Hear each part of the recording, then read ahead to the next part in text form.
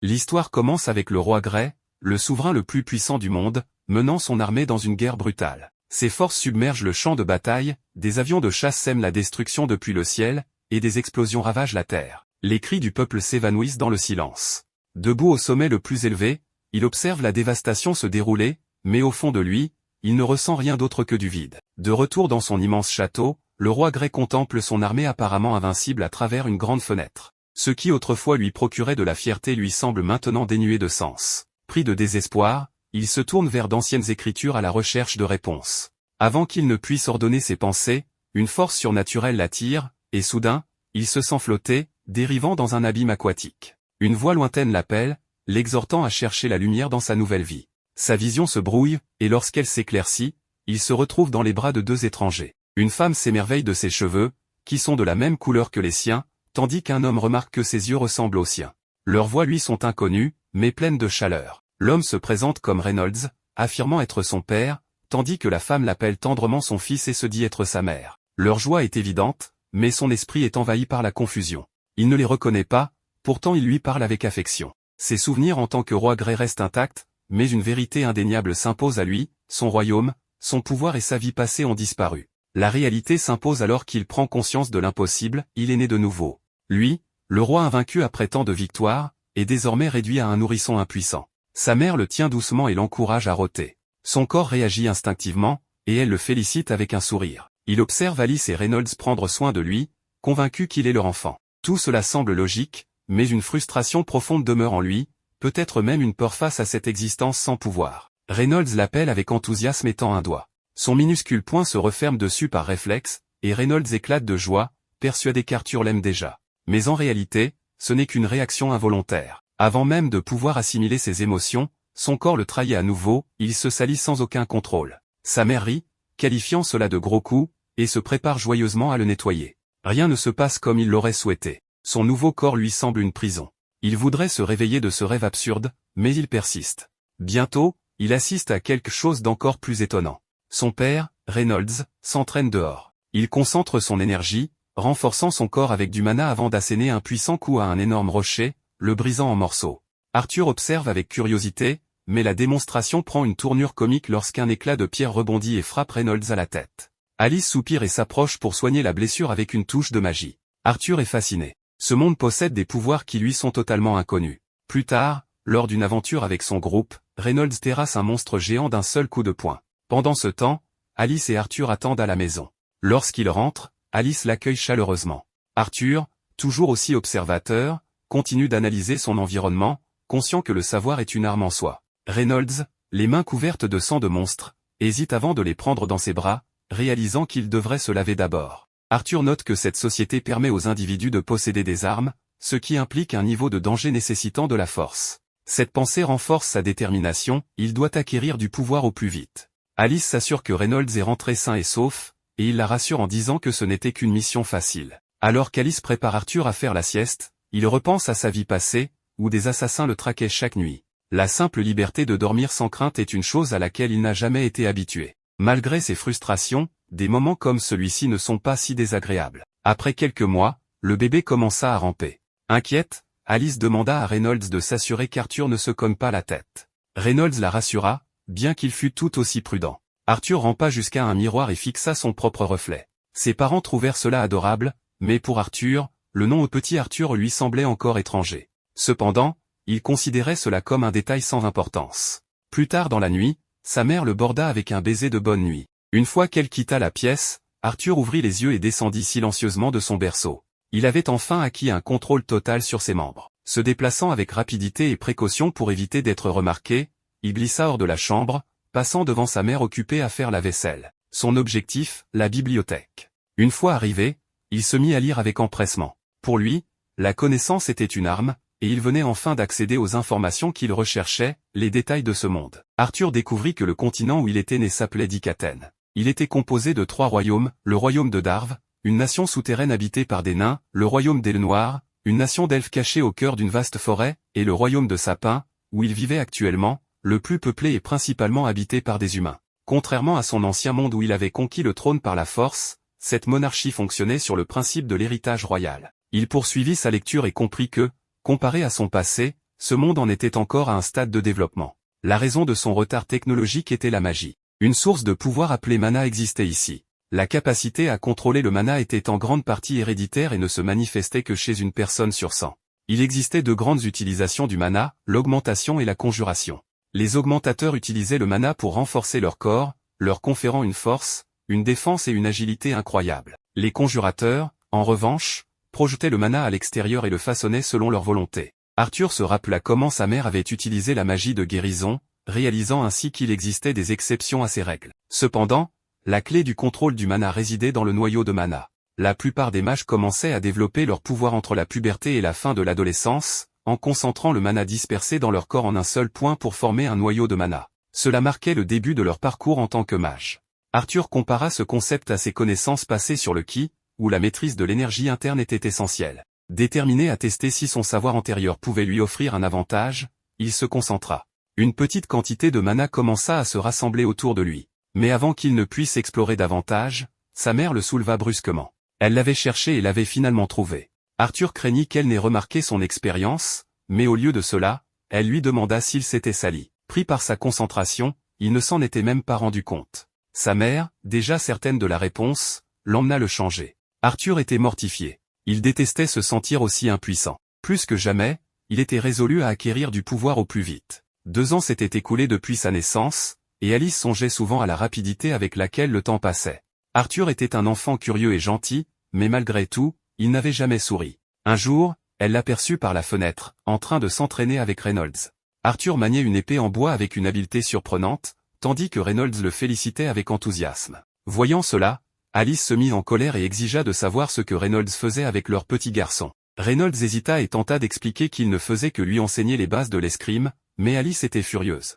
Arthur venait à peine d'apprendre à marcher, et Reynolds le forçait déjà à manier une arme. Comprenant son erreur, Reynolds s'excusa rapidement. Observant la situation, Arthur comprit qu'au sein de sa famille, Alice détenait davantage d'autorité. Il se demanda si cela était propre à leur foyer ou si le monde entier fonctionnait selon un système matriarcal. Plus tard, Alice emmena Arthur au marché, un endroit qui semblait toujours l'exciter. Il observait attentivement tout ce qui l'entourait, utilisant ses sorties pour recueillir des informations sur le monde. Les armes exposées sur les étals lui permirent d'évaluer le niveau technologique du royaume. Il découvrit également des substances et des matériaux qu'il n'avait jamais vus dans sa vie précédente. Mais ce qui l'intriguait le plus était de voir des gens utiliser la magie sous ses yeux.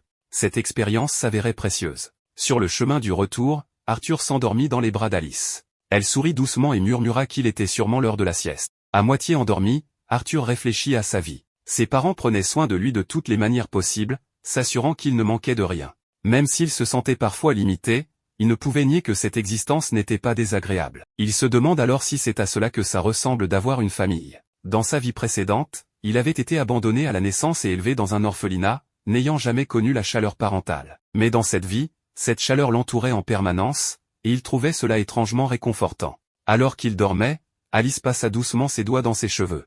Elle avait remarqué ses petites habitudes, la façon dont il sortait discrètement du lit pour lire, l'éclat qui animait ses yeux lorsqu'ils allaient au marché. Cela lui rappelait Reynolds.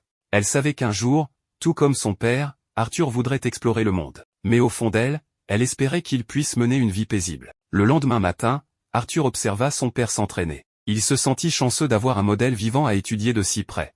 Reynolds renforça son corps avec du mana, puis frappa un rocher, le réduisant en morceaux. Avec un sourire confiant, il demanda à Arthur s'il était impressionné. Mais ce dernier ne put s'empêcher de penser qu'il aurait été plus rapide de simplement ramasser les pierres. Alice posa doucement ses mains sur les épaules de son fils et lui assura que Reynolds n'avait même pas encore montré toute l'étendue de son talent. Cette fois, son père se concentra davantage, augmentant encore sa force. Il envoya un puissant coup de poing dans l'air, puis frappa le sol d'un coup de pied, générant une onde de choc visible. Arthur comprit alors que son père était un augmentateur, un utilisateur de mana spécialisé dans le renforcement du corps. Alice, fière, demanda à Arthur si cela l'impressionnait. Il émit un léger bruit en guise de réponse, mais au fond de lui, il savait qu'il ne pouvait pas se contenter d'être un simple spectateur. Avant qu'il ne puisse agir, Alice lui rappela que l'heure de la sieste approchait. Arthur se tourna vers la bibliothèque et la désigna du doigt, exprimant clairement son envie de lire à la place. Mais Alice resta ferme, la sieste d'abord. Refusant d'abandonner si facilement, Arthur lui lança un regard suppliant, ses yeux brillant d'une détermination innocente. Alice hésita, tentant de résister, mais il continua à la fixer avec une expression attendrissante. Finalement, elle soupira et céda, lui permettant de lire un peu avant sa sieste. Lorsqu'elle partit, Arthur se sentit victorieux. Au cours des 2 dernières années, il avait accumulé une immense quantité de connaissances, mais sa découverte la plus précieuse restait le processus de formation du noyau de mana. Il s'agissait de rassembler les fragments dispersés de mana dans son corps et de les concentrer en un seul point. Le processus avait été ardu, mais ses efforts commençaient enfin à porter leurs fruits. Alors qu'il s'entraînait avec diligence, Alice et Reynolds discutaient à l'extérieur. Soudain, une puissante explosion retentit dans la maison. Instinctivement, Reynolds protégea Alice des débris volants. Son dos fut brûlé par le souffle, mais son unique préoccupation était la sécurité de sa femme. Alice le rassura en lui disant qu'elle allait bien, mais un vent de panique s'empara d'elle, Arthur était encore à l'intérieur. Reynolds se précipita à l'intérieur et fut stupéfait par ce qu'il vit. Arthur flottait dans les airs, enveloppé d'une aura de mana intense. L'explosion avait été provoquée par la seule force de son pouvoir. Cela n'avait aucun sens. Il n'avait même pas 3 ans. Alice, inquiète, l'appela pour s'assurer qu'il allait bien. Mais elle aussi était sous le choc du spectacle qui s'offrait à elle. Reynolds, encore incrédule, se tourna vers Alice et murmura, leur fils avait déjà atteint un niveau extraordinaire. Pendant ce temps, Arthur resta calme, réalisant que ses études avaient enfin porté leurs fruits. C'était une première étape cruciale vers la maîtrise de ses capacités. Mais à peine eut-il cette pensée qu'une poutre en bois brisé s'effondra vers lui. Il tenta d'esquiver, mais trébucha et tomba. À cet instant, une idée traversa son esprit, il ne pouvait pas mourir dans un endroit comme celui-ci. Avant que les débris ne l'écrasent, ses parents réagirent immédiatement. Reynolds bloqua la poutre en chute, tandis qu'Alice se précipita et l'enlaça protectivement. À ce moment-là, Arthur comprit quelque chose, ses parents seraient toujours là pour le protéger. C'était leur devoir en tant que parents. Alice tremblait en le serrant contre elle, des larmes coulant sur ses joues. Reynolds, inquiet, se tourna vers elle et demanda si Arthur allait bien. Après l'avoir examiné, elle hocha la tête, soulagée, répétant qu'il n'avait rien. Les larmes aux yeux, elle murmura à quel point elle était reconnaissante. Arthur observa leur réaction avec perplexité, se demandant pourquoi ses parents pleuraient. Une mémoire lointaine de sa vie passée refit surface. Il se souvenait d'une compétition d'escrime où il avait vaincu un adversaire. Après sa défaite, les parents du garçon s'étaient précipités pour s'occuper de lui. Ils avaient accompli leur devoir, et dans l'esprit d'Arthur, ils auraient dû être fiers. Mais aujourd'hui, il comprenait que quelque chose était différent. Ce n'était pas une leçon tirée d'un livre, ni un savoir acquis dans son ancienne vie. C'était une émotion qu'il n'avait jamais ressentie auparavant, une sensation inconnue qui l'envahissait. Submergé par ce flot de sentiments, il cria pour la première fois, dans ses 2 vies. Au plus profond de son cœur, une question résonna, qu'était exactement ce sentiment? On a un aperçu de la vie passée d'Arthur, autrefois connu sous le nom de roi Grey. À cette époque, un serviteur royal fut surpris en train d'essayer de l'assassiner. Selon la loi, il aurait dû être exécuté sans la moindre hésitation.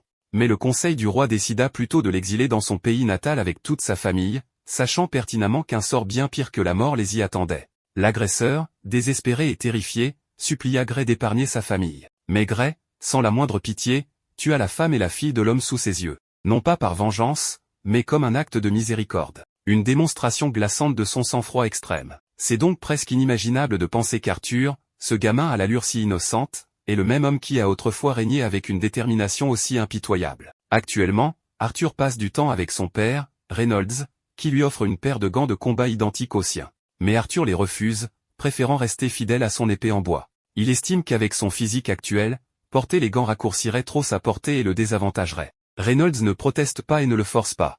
Il sourit simplement et entame leur séance d'entraînement habituelle. Mais aujourd'hui est différent. En plein combat, Arthur révèle qu'il a appris à renforcer son épée avec du mana. Grâce à cette révélation soudaine, il désarme complètement Reynolds pour la première fois. Arthur gagne, laissant son père choqué, sans voix, et complètement pris de court par les progrès fulgurants de son fils. Plus tard, au dîner, Reynolds décide de trouver à Arthur un véritable instructeur, ayant compris qu'il risquerait de freiner ses progrès s'il continuait seul. Mais Alice, la mère d'Arthur, s'oppose à cette décision. Elle sait que cela signifie qu'Arthur devra quitter leur maison et partir seul en ville, alors qu'il n'a que 4 ans. Reynolds insiste, expliquant qu'Arthur est désormais capable d'enchanter n'importe quoi avec de la magie, et affirme que c'est pour son avenir. Le couple se dispute à table. Arthur propose alors une solution simple pour satisfaire les deux, que ses parents l'accompagnent tous les deux en ville. Ainsi, Reynolds pourra lui trouver un véritable tuteur, et Alice pourra rester aux côtés de son fils. Les parents acceptent immédiatement et commencent à faire leurs valises pour déménager. Peu de temps après, le groupe d'amis de Reynolds, une guilde d'aventuriers appelée les Twin Horns, vient personnellement escorter Arthur et sa famille jusqu'à la ville. Arthur se présente à eux, ainsi qu'à leur chef, Adam, qui lui dit qu'ils se sont déjà rencontrés, mais pense qu'un enfant de son âge ne s'en souviendra sûrement pas. Pourtant, Arthur se souvient parfaitement de tout. C'était lorsqu'il avait accidentellement fait exploser leur maison. À l'époque, les Twinhorn étaient venus aider à la reconstruire, et Arthur avait entendu toutes leurs conversations.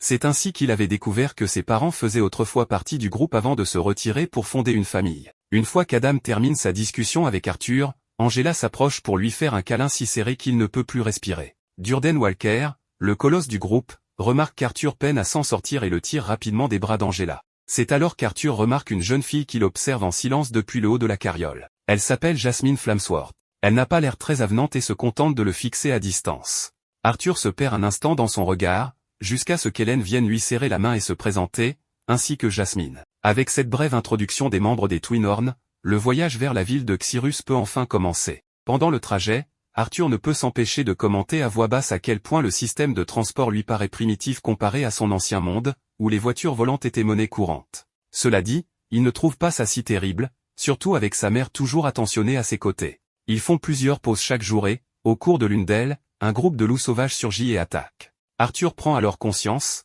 pour la première fois, de la véritable dangerosité du monde extérieur. Jasmine entre en scène et abat les loups avec une aisance remarquable à l'aide de ses dagues. Reynolds, Adam et les autres membres des Twinhorn se joignent rapidement au combat et règlent la situation sans trop de difficultés. Spectateur unique de l'affrontement, Arthur est profondément inspiré par ses compagnons et commence à avoir hâte de participer lui aussi à un vrai combat. Le soir venu, le groupe se régale autour d'un bon repas. Mais Arthur remarque que sa mère, Alice, ne mange rien. Elle prétend être rassasiée, mais quelque chose ne tourne pas rond. Lorsqu'elle repère une blessure sur le bras de Reynolds, elle se lève immédiatement pour le soigner. À ce moment-là, l'atmosphère change, le groupe devient soudain plus attentif, veillant discrètement à ce que personne ne les observe. Arthur comprend alors que ces précautions sont prises parce que la magie de soins est rare et convoitée dans ce monde. C'est d'ailleurs pour cette raison que Reynolds et Alice vivaient isolés dans les collines, pour protéger le secret des pouvoirs de guérison d'Alice. Après le repas, Adam demande à emprunter Arthur à ses parents pour un petit duel. Il veut tester de ses propres yeux les compétences que Reynolds lui attribue. Les autres membres du groupe, tout aussi curieux du potentiel de l'enfant prodige, forment un cercle autour d'eux.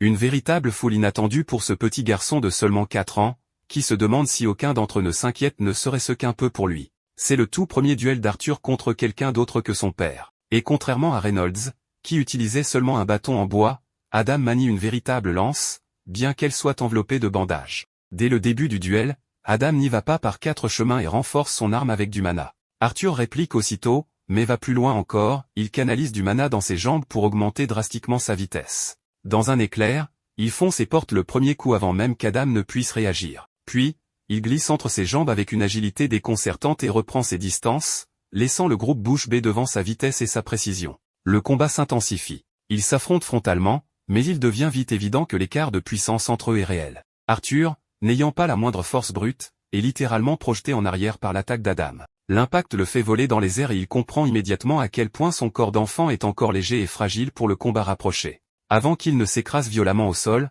Angela utilise sa magie du vent pour le ralentir et adoucir sa chute. Durden intervient rapidement, réprimandant Adam pour être allé trop loin avec un enfant. Il lui rappelle qu'il était censé se retenir. Adam lève les mains en signe de défense, admettant qu'il s'est laissé emporter. Mais c'est uniquement parce que la technique d'Arthur l'a complètement pris au dépourvu. Intérieurement, il se demande quel genre d'entraînement infernal Reynolds a pu imposer à ce gosse pour en faire un tel monstre à seulement 4 ans. En se tournant, il aperçoit Jasmine qui le regarde d'un air curieux. Elle veut savoir comment il a fait ça et le supplie de lui apprendre. En voyant son visage obstiné, il comprend vite qu'elle ne le lâchera pas tant qu'il ne lui aura pas montré. Le lendemain matin, le groupe reprend la route. Ils font une halte dans un coin tranquille pour qu'Arthur poursuive son entraînement. Adam lui enseigne les bases du maniement de la lance, pendant que son père enchaîne quelques poses musclées à la manière d'un coach de salle de sport, bien qu'il reste un faible malgré tout.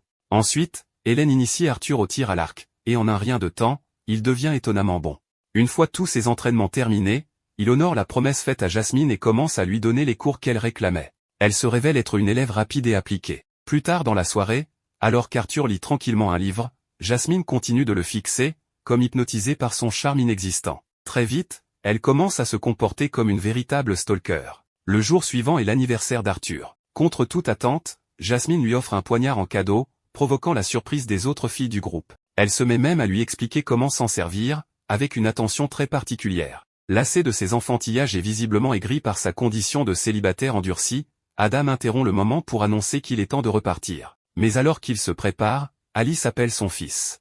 Il remarque immédiatement qu'elle n'a pas l'air bien. Lorsqu'il lui demande ce qui ne va pas, elle affirme que tout va bien, sauf qu'il n'est pas dupe et ne croit pas à ses balivernes. La caravane reprend la route, mais bientôt, le groupe est attaqué par des bandits. Tous sautent de la carriole pour se mettre en position de défense. Une volée de flèches s'abat sur eux, mais Angela érige un bouclier magique pour les protéger. Arthur observe la situation, ils sont largement encerclés. Le chef des bandits, un homme au visage carré comme un cube, donne l'ordre à ses hommes d'épargner les femmes et les enfants, mais il compte les capturer pour les revendre à bon prix. Les bandits chargent violemment, et Alicia, clairement effrayée, tente de calmer Arthur. Avant que les ennemis n'aient le temps de les atteindre, Durden les repousse d'une puissante attaque, tandis que Reynolds en enchaîne plusieurs à coups de poing. Un des assaillants tente de frapper Reynolds, mais Hélène décoche une flèche en plein cœur de l'ennemi. Adam tranche ses adversaires avec sa lance, et Jasmine les neutralise avec ses dagues, rapides et précises. En les regardant combattre ainsi, Arthur prend pleinement conscience du niveau individuel de chacun des membres des Twin Horns. Ils sont tous incroyablement compétents. Cependant, les bandits sont bien trop nombreux. Malgré leur vaillance, le groupe commence à fatiguer. Les bandits continuent de foncer sur eux, implacables. Bientôt, Reynolds est violemment projeté contre la carriole. Il s'effondre, inconscient. C'est le moment que choisit le chef des bandits, au visage grotesque, pour s'approcher dangereusement d'Alice et d'Arthur. En voyant Reynolds dans cet état, Arthur et sa mère sortent précipitamment de la carriole pour lui venir en aide. Mais à ce moment-là, Reynolds rouvre les yeux. Bien qu'il soit visiblement à bout de force, il se redresse et leur demande de reculer. Même dans cet état pitoyable, il choisit d'assumer son rôle d'homme jusqu'au bout. Il supplie Arthur de s'enfuir avec sa mère. Mais Arthur, l'imbécile au cœur pur, insiste pour rester et se battre à leur côté. C'est alors que son père lui révèle une vérité qu'il soupçonnait sans vouloir y croire, sa mère est enceinte. C'est pour ça qu'elle paraissait malade. Le choc lui coupe le souffle. Reynolds insiste. Il fait confiance à Arthur pour protéger sa mère, et son futur frère ou sœur. Sans perdre plus de temps, Arthur prend Alicia par la main et s'enfuit avec elle. Furieux, le chef des bandits ordonne qu'on les pourchasse. Mais Reynolds s'élance droit sur lui, prêt à vendre chèrement sa peau. Alors qu'Arthur et sa mère risquent d'être rattrapés, Adam et Jasmine interviennent, lançant des couteaux pour dégager leur passage. Tous les membres de la guilde s'unissent pour faire barrage aux assaillants, offrant une chance de fuite au duo. Pendant leur fuite, Arthur ne peut s'empêcher de repenser à son passé. Autrefois, il était celui qui ôtait la vie sans trembler. Et voilà qu'il court, terrifié à l'idée de perdre la sienne. Cette pensée le ronge. Il est furieux. Mais que peuvent faire ses petits pieds, sinon courir? Soudain, il sent une magie menaçante en provenance de la montagne. Il lève les yeux, un inconnu est prêt à frapper. D'un geste instinctif, Arthur pousse sa mère de côté et encaisse l'attaque magique de plein fouet. Il perd l'équilibre et chute de la montagne. Alors qu'il tombe, une idée s'impose à lui, je ne partirai pas seul dans l'au-delà. Il dégaine le poignard offert par Jasmine, auquel est attachée une corde, et le lance de toutes ses forces vers son ennemi. La lame s'accroche à la jambe de ce dernier et l'entraîne avec lui dans sa chute. En parallèle, Durden et Angela tentent désespérément de le rattraper avec leur magie, mais il est déjà trop loin. Arthur continue de chuter. En bas, sa mère le regarde, le bras tendu vers lui, incapable de le sauver. Des larmes coulent sur ses joues, horrifié à l'idée de perdre son fils. Arthur, lui, ressent un étrange apaisement. Il a protégé sa famille. Même si cela doit lui coûter la vie, il est fier de ce qu'il a fait. Seul regret, il ne pourra jamais être le grand frère qu'il aurait voulu devenir. Mais contre toute attente, il survit. En ouvrant les yeux, il découvre une créature gigantesque, à l'allure monstrueuse, qui le fixe. Un frisson de terreur le traverse. Après cette chute mortelle, Arthur parvient d'une manière ou d'une autre à sortir de la rivière et à se réfugier dans une grotte. Cependant, il se retrouve nez à nez avec un monstre terrifiant et commence à regretter d'avoir cherché refuge ici. Il tente une attaque surprise pour augmenter ses chances de survie, mais le monstre le frappe simplement en plein vol et lui dit de se calmer. Le monstre assure à Arthur qu'il n'est pas maléfique et qu'il veut juste être ami. Mais au vu de la situation, je ne suis pas sûr qu'Arthur doive lui faire confiance. Quoi qu'il en soit, Arthur est toujours gravement blessé, et ses blessures ne guériront pas s'il ne mange rien. Alors le monstre cueille des fruits sur les parois de la grotte. Il dit à Arthur de les manger, mais celui-ci ne fait pas confiance à des fruits qui poussent au mur au hasard. Il s'apprête à se lever pour tenter de parlementer, mais à ce moment-là, ses blessures le rattrapent. En essayant de se lever, il entend un craquement et se met à pleurer de douleur. Le monstre lui dit d'arrêter de pleurer car c'est déjà un miracle qu'il ait survécu à cette chute. Arthur a beaucoup de questions, mais le monstre refuse de lui répondre tant qu'il n'aura pas mangé les fruits. D'abord hésitant, Arthur croque finalement une baie, et découvre qu'elle est délicieuse. Une fois qu'il a bien mangé, Arthur demande au monstre s'il sait ce qu'il est advenu de ses parents. Le monstre explique qu'il ne peut pas quitter la grotte, donc il ne peut pas vérifier directement leur état, mais il a une capacité qui lui permet de voir à grande distance. Il génère alors un écran et montre à Arthur que ses parents ont réussi à vaincre les bandits restants. Cela signifie qu'ils sont encore en vie, et Arthur est ravi d'apprendre cette bonne nouvelle. Il remercie le monstre de lui avoir transmis ces informations. Comme Arthur va rester coincé ici un moment, il décide d'être amical avec le monstre, qui s'appelle Sylvia. Elle se révèle être une personne vraiment gentille. Au fil des jours, Arthur reste dans la grotte, mange et se repose pour guérir. Sylvia veille constamment sur lui. Quand son corps est enfin rétabli, Arthur veut rentrer chez lui au plus vite. Mais selon Sylvia, il ne survivrait jamais au voyage de retour tout seul. La grotte est en bordure de la forêt elfique, une région remplie de bêtes magiques et de bandits sans morale, bien trop dangereux pour Arthur. Mais cela ne veut pas dire qu'il restera ici pour toujours. Sylvia a la capacité d'ouvrir une faille dimensionnelle pour le renvoyer chez lui, ou du moins dans un endroit plus sûr que cette forêt, mais cela prendra du temps. En attendant, Arthur n'a rien de mieux à faire, alors il prend un bâton et commence à s'entraîner à l'épée. Quelques jours passent encore. Arthur apprécie la compagnie de Sylvia, mais il n'a toujours rien appris sur elle. Tout ce qu'il sait, c'est qu'elle ressemble à un monstre terrifiant, qu'elle se cache de quelque chose, et qu'elle est très gentille. Après une session d'entraînement à l'épée, Arthur s'assoit sur un rocher pour s'entraîner à manipuler son mana. Sylvia est impressionnée qu'un enfant aussi jeune ait déjà un noyau de mana, mais elle est sûre qu'il ne sait pas vraiment comment l'utiliser. Elle tend la main et concentre une grande quantité de mana dans sa paume. Arthur est émerveillé, car Sylvia parvient à accumuler du mana tout en lançant un sort, une prouesse incroyable. S'il pouvait apprendre cette technique, il deviendrait sûrement très puissant. Mais avant de lui enseigner quoi que ce soit, Sylvia lui demande ce qu'il compte faire du pouvoir qu'il va acquérir. Arthur n'y avait jamais vraiment réfléchi, mais il repense à sa famille et ses amis, qui ont failli tous être tués par des bandits. Il dit donc à Sylvia qu'il utilisera ce pouvoir pour détruire quiconque osera faire du mal à sa famille. Sylvia n'aime pas du tout cette réponse. Elle lui donne une tape sur le front qui le fait reculer. Elle dit qu'elle ne transmettrait jamais sa technique à quelqu'un qui pense ainsi. Arthur ne comprend pas pourquoi elle s'énerve autant. Pour lui, il est naturel de vouloir éliminer ses ennemis. Pour lui faire comprendre son point, Sylvia approche son doigt de la tête d'Arthur et lui dit qu'elle pourrait très bien lui fendre le crâne avec, ou bien simplement le toucher doucement. Elle lui demande ce qu'il préfère. Arthur, évidemment, ne veut pas mourir, donc il dit qu'il préfère la douceur. Il est facile de se laisser guider par la colère et la haine. Mais une fois qu'on cède à cela, la vie devient un cycle vide et sans fin de haine. Elle ne veut pas qu'Arthur gaspille sa vie de cette façon. Alors elle lui repose la question, que feras-tu de ce pouvoir? Arthur y repense, mais cette fois il se concentre sur les sourires lumineux de ses proches. Il répond qu'il veut utiliser son pouvoir pour protéger ceux qu'il aime. Et cette réponse plaît beaucoup plus à Sylvia. Pendant ce temps, à l'extérieur de la grotte, un monstre ressemblant étrangement à Sylvia semble être sur ses traces, et il est tout près de la retrouver. Dans l'ancien monde d'Arthur, il était roi, mais cela ne voulait pas dire qu'il détenait tout le pouvoir. Ceux qui dirigeaient réellement, c'étaient les sénateurs. Arthur n'était finalement qu'un outil de guerre, appelé à exécuter des actes violents sur commande. Mais il n'a jamais aimé vivre ainsi. De retour au présent, Sylvia commence à enseigner sa technique à Arthur. Après lui avoir montré comment faire, elle lui demande d'essayer à son tour. Arthur commence à condenser le mana présent dans l'air ambiant. Une fois qu'il a compris comment faire, il parvient à utiliser ce mana pour se renforcer. Il sent déjà la différence dans sa force, alors il court vers Sylvia pour la remercier de lui avoir appris cela. Cependant, Sylvia sent soudainement quelqu'un approcher, alors elle pousse Arthur dans un tas de pierres et lui dit de rester silencieux.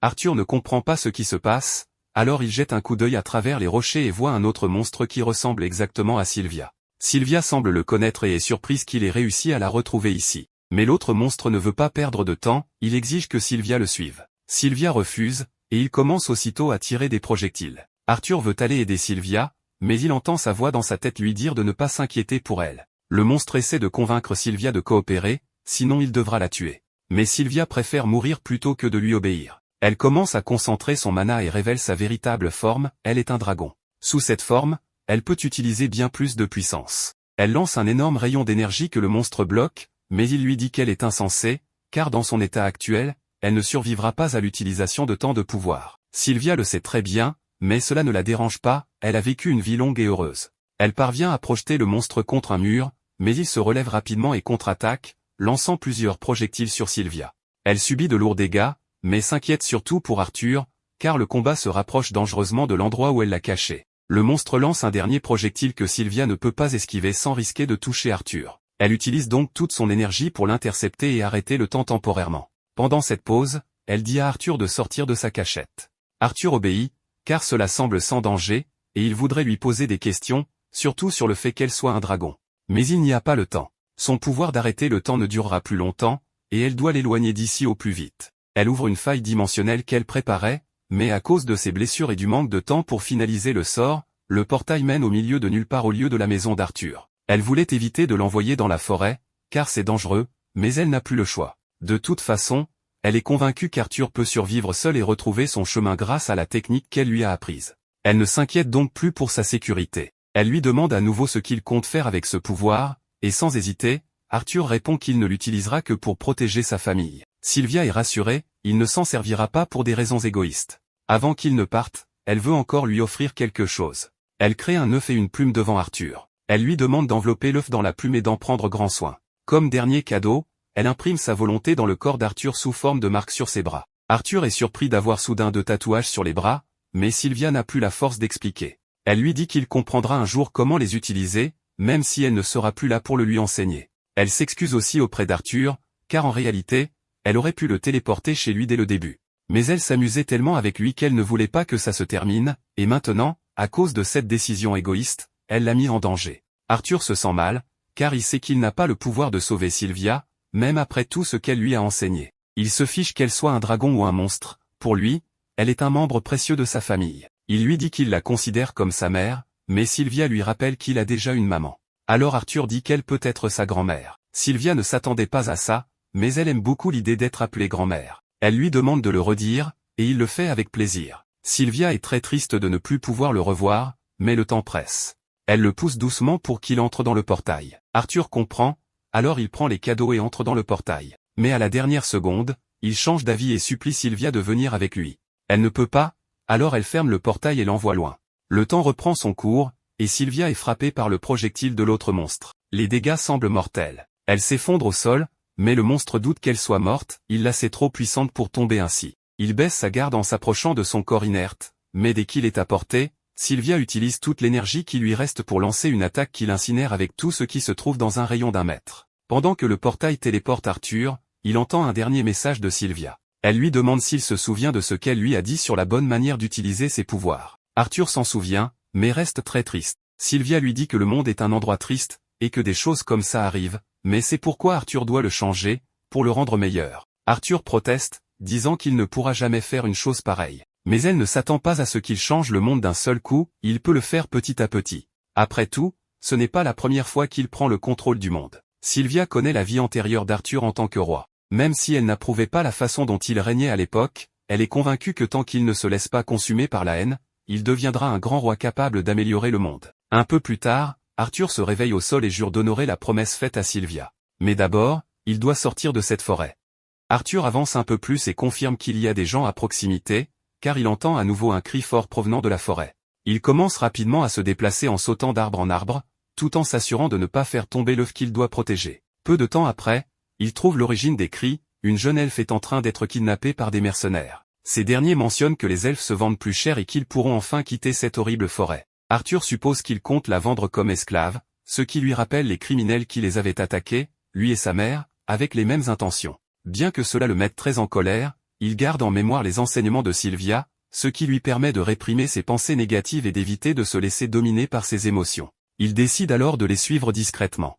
Il les suit jusqu'à ce que la nuit tombe et qu'ils s'installent pour camper. Il se demande s'il pourrait leur demander leur chemin vers l'établissement humain le plus proche, mais il s'inquiète davantage que la jeune fille soit blessée. Avec cela en tête, il se prépare et attend. Il se met en position et commence à accumuler de l'énergie. Les heures passent, la nuit tombe, et Arthur observe les loups, se demandant pourquoi ils sont si obéissants. Il découvre que c'est grâce à la magie, et décide alors de les utiliser pour son plan de sauvetage. Il les perturbe en leur lançant des objets, ce qui force les mercenaires à sortir pour les faire taire, craignant que le bruit n'attire les monstres de la forêt. Quand l'un d'eux s'éloigne des autres, Arthur en profite pour s'approcher instantanément de lui et l'éliminer discrètement avec un sabre d'énergie. Il lui prend ensuite son couteau, qu'il utilise pour abattre le suivant, distrait par la vue du cadavre. Avec 2 mercenaires éliminés, Arthur se rend compte que se battre avec ce corps d'enfant est épuisant. Quelques secondes plus tard, d'autres mercenaires s'approchent pour demander pourquoi les autres mettent autant de temps.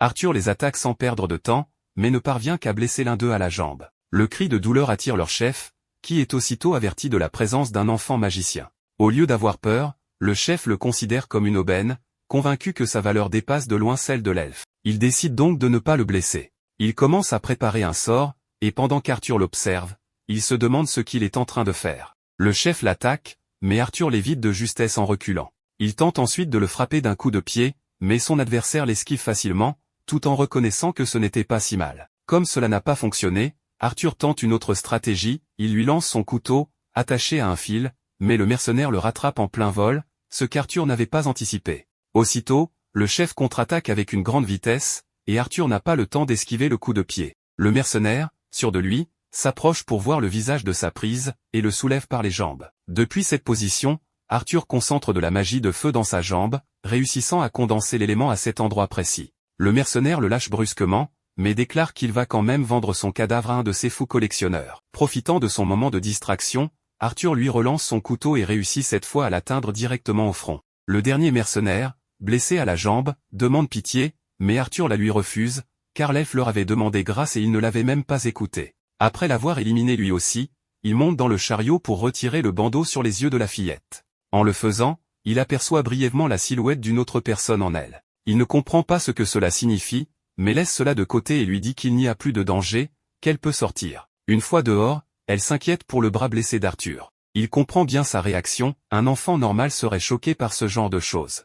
En y pensant, c'est la première fois qu'il est avec quelqu'un de son âge. Ensuite, il couvre les cadavres et lui dit qu'un enfant ne devrait pas voir ce genre de scène. Elle lui fait cependant remarquer qu'il en est un lui aussi, donc ça n'a pas beaucoup de sens qu'il dise ça. C'est alors qu'elle lui demande ce qu'il est advenu des gens méchants qu'il avait enlevés, et Arthur lui répond qu'ils ont eu un malheureux accident, mais que désormais, elle est en sécurité, et c'est tout ce qui compte. Ces mots la rassurent, et elle se sent soulagée. Arthur s'équipe ensuite avec les affaires des mercenaires et lui dit au revoir, prêt à vivre sa propre aventure. Mais la fillette le retient en le prenant par la manche. Il comprend tout de suite qu'elle ne veut pas être abandonnée. Il lui explique qu'il doit retrouver sa famille, qu'il a d'autres affaires à régler. Mais cela ne suffit pas à la décourager. Il lui demande alors si, en théorie, une elfe ne devrait pas être en sécurité dans la forêt. Elle lui répond que, selon ses parents, les monstres des arbres mangent les enfants. Elle explique qu'elle poursuivait des insectes et s'est perdue. Elle ne sait pas à quelle distance se trouve son village, qui se situe malheureusement dans la direction opposée de celle qu'Arthur souhaite suivre. En y réfléchissant bien,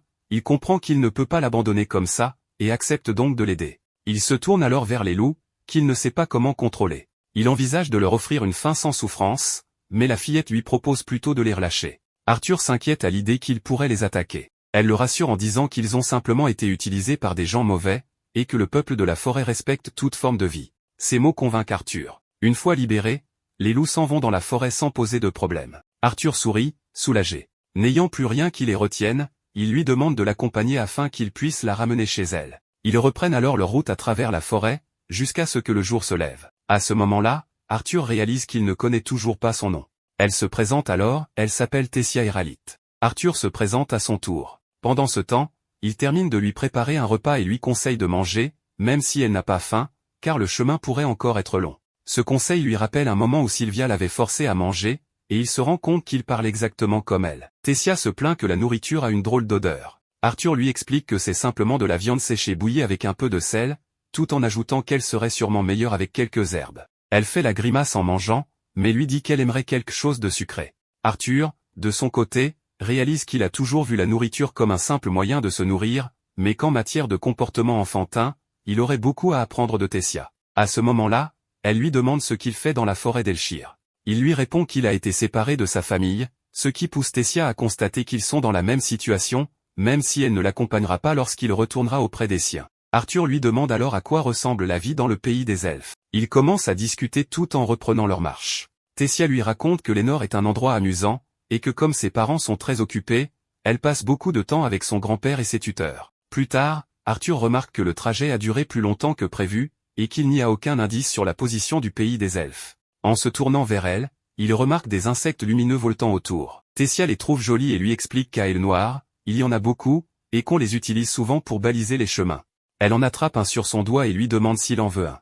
Même s'il refuse, elle lui en accroche un à l'oreille, affirmant que ça lui va bien, comme une boucle d'oreille. Quelques secondes plus tard, l'insecte s'envole, et Arthur suppose que c'est ainsi que les enfants jouent entre eux. En changeant de sujet, Tessia lui confie que dès que son mana se réveillera, elle ira s'entraîner chez son maître, ce qui l'enthousiasme beaucoup. Arthur trouve cela intéressant, car il semble qu'il n'y ait pas d'éducation organisée chez les elfes, mais il évite de lui en parler pour ne pas la troubler. À ce moment-là, il remarque qu'un des loups les suit, mais il continue d'avancer sans rien dire, le laissant faire. La nuit tombe, et il monte un campement pour se reposer. Mais Arthur entend le hurlement du loup cornu qu'ils avaient vu plus tôt, et regrette de ne pas l'avoir éliminé. Il demande à Tessia d'entrer dans la tente pour se reposer, pendant qu'il montera la garde à l'extérieur. Maintenant seul, il réfléchit à tout ce qui s'est passé au cours de la journée. Et il se demande aussi ce que Sylvia voulait lui donner. Un peu plus tard, Tessia sort pour lui demander s'il est sûr de ne pas vouloir dormir, et même si son grand-père lui a dit qu'elle ne devait pas dormir avec des hommes, elle lui assure qu'elle ne le dira à personne. Arthur lui dit de ne pas s'inquiéter, car il n'est pas du tout fatigué, mais elle insiste en soulignant que s'il reste dehors, on saura qu'il y a des enfants, et cela pourrait leur causer des problèmes. Ses inquiétudes le poussent à lui dire qu'elle a peur des fantômes, mais Tessia précise qu'elle pense seulement à leur sécurité à tous les deux et que, pour cette raison, il devrait monter la garde depuis l'intérieur de la tente. Finalement, il accepte d'y entrer, et elle insiste pour dire qu'elle n'a pas du tout peur, mais lui demande de ne pas sortir sans la prévenir, et surtout de ne pas s'endormir avant elle, très important. Même sans dormir, Tessia lui demande s'il vient du royaume des humains, car d'après ce qu'elle a entendu, les hommes humains sont des porcs et ont plusieurs femmes. Arthur est surpris par cette remarque et répond qu'il doit bien y avoir des elfes pareils aussi, mais il finit par comprendre qu'elle ne sait même pas ce que signifie être un porc. Quand il essaie de lui expliquer davantage, il remarque qu'elle s'endort très rapidement, ce qui lui fait penser que cette expérience ressemble à celle d'avoir une petite sœur. Le lendemain, ils reprennent immédiatement la route, et Arthur remarque que Tessia est tellement à l'aise avec lui qu'elle semble avoir oublié les esclavagistes. Cela le dérange, car il est inquiet pour sa propre famille et ne veut pas tarder à les retrouver. Jusqu'à ce qu'un événement inattendu se produise, une douleur insupportable émerge de son noyau de mana. Tessia lui demande s'il va bien, et même s'il lui dit que oui, elle décide de partir chercher des herbes pour l'aider. Arthur tente de l'avertir que c'est dangereux, mais sa voix ne l'atteint pas. Le temps passe, la douleur ne s'estompe pas, au contraire, elle devient de plus en plus fréquente. Il se demande s'il doit en parler à Tessia, mais rejette rapidement l'idée, ne voulant pas l'inquiéter. À ce moment-là, le loup à cornes réapparaît, ce qui n'est pas du tout bon signe à ses yeux. De son côté, Tessia revient avec quelque chose pour soulager ses maux de ventre, sans se douter de la gravité de son état. Arthur lui demande de ne pas s'approcher pour sa sécurité, mais l'animal ne fait que déposer une proie morte au sol avant de repartir. Tessia suppose que c'est une façon de leur rendre l'appareil pour l'avoir libéré, ce qui surprend Arthur, car il ne comprend pas ce genre de comportement. Cette nuit-là, il mange l'animal offert par le loup, et Arthur le trouve délicieux, comme si ça venait de la capitale. Elle lui explique qu'elle n'a pas trouvé d'herbe médicinale, mais a cueilli des champignons très nutritifs, car les femmes d'Elinor en mangent toujours. Arthur goûte, mais cela ne fait que lui provoquer beaucoup de gaz, ce à quoi elle ne s'attendait pas. Plus tard, alors qu'ils sont dans la tente, Tessia lui parle des histoires qu'elle écoutait pour s'endormir, mais au bout de quelques minutes, Arthur ne peut s'empêcher de tomber de sommeil. Une fois réveillés, ils reprennent la route. Arthur n'a d'autre choix que de supporter la douleur dans son noyau de mana. C'est là que Tessia lui dit qu'ils se connaissent bien maintenant et lui demande s'il est d'accord pour qu'elle l'appelle Art, comme le feraient des amis. Il accepte, sans trop de commentaires. Elle lui demande alors si c'est tout ce qu'il a à dire. Arthur lui répond alors, sur un ton cérémonieux, que pour un paysan de basse extraction comme lui, accompagné d'âme Tessia et Ralid est un honneur qu'il ne mérite pas. Elle ne comprend pas trop ce qu'il veut dire, trouvant ce genre de blague trop vieille, mais lui réplique qu'elle est une pleurnicheuse qui ne veut pas aller aux toilettes toute seule. Tessia, un peu vexée, lui demande de se taire, se plaignant qu'il se comporte ainsi alors qu'elle essayait juste d'être son amie. Arthur suppose qu'elle va bien, vu son bon état d'esprit. Elle passe devant, et c'est là qu'il trouve ce qu'il cherchait, une sorte de lumière incrustée dans un arbre. Arthur s'inquiète en voyant cette chose inconnue qui génère du vent, mais quand elle essaie de la traverser, elle l'invite à la suivre, sous-entendant que c'est l'entrée du pays des elfes. À peine a-t-il franchi les frontières du royaume des elfes qu'Arthur est arrêté par les gardes, car il est un humain entré sans autorisation. Se retrouvant dans cette situation, Arthur comprend qu'il est dans de sérieux ennuis. Et même s'il était normal que Tessia retourne au royaume elfique, il avait baissé sa garde à cause de son innocence. En la voyant debout, sans rien dire, il essaie d'attirer son attention pour qu'elle l'aide, mais ce qu'elle fait, c'est le regarder avec un air très sérieux, ce qui le prend complètement par surprise. Juste après, les gardes le forcent à s'agenouiller, ayant l'intention de l'exécuter sur place. Arthur réalise alors quelque chose d'important qu'il avait oublié, les gestes amicaux qu'elle lui avait montrés auparavant étaient en réalité très superficiels. Avec l'expérience, il sait que les véritables amis ne se font pas aussi facilement. Alors que l'ordre d'exécution est donné, Tessia reprend ses esprits et supplie qu'on le relâche, affirmant qu'il n'est pas un mauvais humain et que c'est lui qui l'a sauvé et ramené ici. Mais les gardes supposent que ce vil humain l'a manipulé pour qu'elle prenne son parti, et ils poursuivent l'exécution. C'est alors que le chef des chevaliers intervient et leur ordonne de libérer l'humain immédiatement. Tessia les réprimande ensuite pour avoir été aussi extrême avec son sauveur. Mais le vieil homme lui fait remarquer que la princesse disparue vient de réapparaître en traînant un humain sauvage, alors il comprend la réaction des gardes. Tessia l'appelle grand-père, et celui-ci se présente alors à Arthur comme étant l'ancien dirigeant du royaume d'Elnoir, Virion Héralite. Il le remercie d'avoir sauvé sa petite fille, la princesse Elnoir. Naturellement, Arthur est choqué par cette révélation et met plusieurs secondes à assimiler l'information. Tessia sourit en voyant sa réaction, tandis que Virion lui demande si elle ne lui avait vraiment pas dit ce détail crucial. Elle répond innocemment que non. À ce moment-là, les parents de Tessia arrivent. Elle court immédiatement les embrasser, très heureuse. Arthur suppose qu'il s'agit du roi et de la reine du royaume d'Elnoir, mais le père de Tessia remarque aussitôt la présence d'Arthur et ordonne aux gardes de l'arrêter. Virion l'interrompt en expliquant que c'est lui qui a donné l'ordre de le relâcher. Sauvage ou non, ce garçon a sauvé Tessia et l'a ramenée saine et sauve. Il doute qu'un tel acte mérite une exécution. Tessia prend alors la défense d'Arthur, confirme qu'il l'a bien sauvé et demande qu'on ne soit pas méchant avec lui. Son père reste sceptique, mais elle insiste fermement, allant même jusqu'à demander qu'on l'accueille au château. Elle prend alors Arthur par la main et demande sérieusement à son père s'il lui donne l'autorisation. Celui-ci cède à contre-cœur, ne voulant pas lui faire de peine, mais intérieurement, il bouillonne. Avant qu'ils ne partent, Virion dit à Arthur qu'ils parleront plus tard. Arthur, de son côté, ressent une étrange force émanant de Virion sans vraiment savoir pourquoi. Sans attendre, Tessia emmène Arthur en courant vers le château. En chemin, il observe tout autour de lui. Il remarque que les regards que lui lancent les elfes ne sont pas amicaux, ce qui lui confirme que les livres qu'il avait lus étaient assez précis. Apparemment, les relations entre elfes et humains sont très fragiles, à cause de conflits passés. En plus de cela, il a du mal à croire qu'il ait l'opportunité de voir une civilisation aussi unique. Il trouve aussi que Tessia est vraiment spéciale, mais il repense toujours au regard sérieux qu'elle lui a lancé plus tôt sans en comprendre la raison. Dans tous les cas, il sait qu'il ne peut plus se permettre de baisser la garde, pour éviter de nouvelles mauvaises surprises. Peu après, ils arrivent enfin au château.